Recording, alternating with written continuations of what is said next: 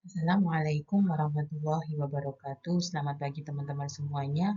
Pada pagi hari ini kita akan belajar bersama-sama di mata kuliah Sejarah Pendidikan Islam di masa periode klasik, pertengahan, dan modern. Materi yang akan kita belajar di hari ini terkait dengan masa kejayaan pendidikan Islam. Nah, apa kompetensi yang akan kita pelajari? Yang pertama adalah mengevaluasi faktor-faktor yang mendukung masa kejayaan pendidikan Islam. Dari faktor itu nanti kita diharapkan mampu menganalisis faktor-faktor yang mendorong kemajuan pendidikan Islam pada masa kejayaan peradaban Islam.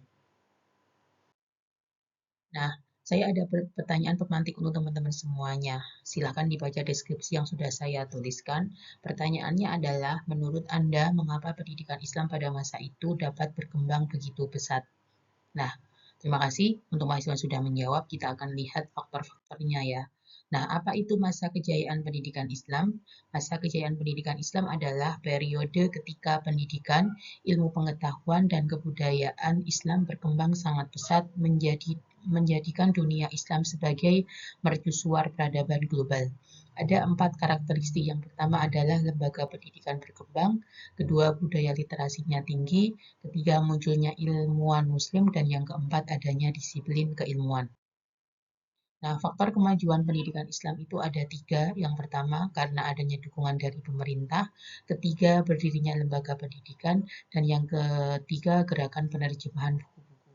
Dukungan pemerintah itu berarti Khalifah memberikan perhatian besar terhadap pendidikan dan ilmu pengetahuan, mengalokasikan dana untuk pembangunan infrastruktur keilmuan. Yang kedua adalah berdirinya lembaga pendidikan, ada Baitul Hikmah, masjid dan madrasah, dan kenakan penerjemahan buku dari bangsa Persia, Yunani, dan India ke dalam bahasa Arab. Nah, lembaga pendidikan di masa kejayaan ada apa saja? Yang pertama ada Baitul Hikmah, itu pusatnya di Baghdad, Irak. Yang kedua di sini ada masjid. Masjid itu bukan hanya sebagai tempat untuk belajar ilmu agama saja, tetapi untuk belajar bahasa dan sains. Dan yang ketiga ada madrasah. Madrasah di masa-masa kejayaan ini sudah menjadi lembaga pendidikan formal dengan kurikulum yang struktur dan memiliki sistem pengajaran yang sistematis. Nah, siapa saja tokoh-tokoh ilmuwan Muslim? Yang pertama ada Ibnu Sina, yang kedua ada Al-Khawarizmi, dan ketiga Alda Al-Farabi, dan yang keempat ada Al-Biruni. Dampak kejayaan pendidikan Islam saya membuat dalam satu bentuk gambar begitu teman-teman. Yang pertama, mendorong ilmu dunia. Ketika ada ilmu dunia berarti melahirkan ilmuwan besar. Ketika ada dasar pendidikan modern, itu akan menjadi pusat peradaban internasional.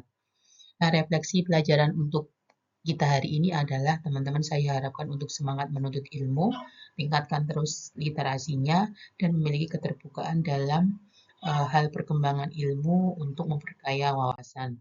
Tugas silakan nanti dibuat tugasnya dan nanti dikumpulkan. Tugas ini bentuknya individu, teman-teman harus mengumpulkan melalui LMS atau Google Classroom yang sudah saya sediakan.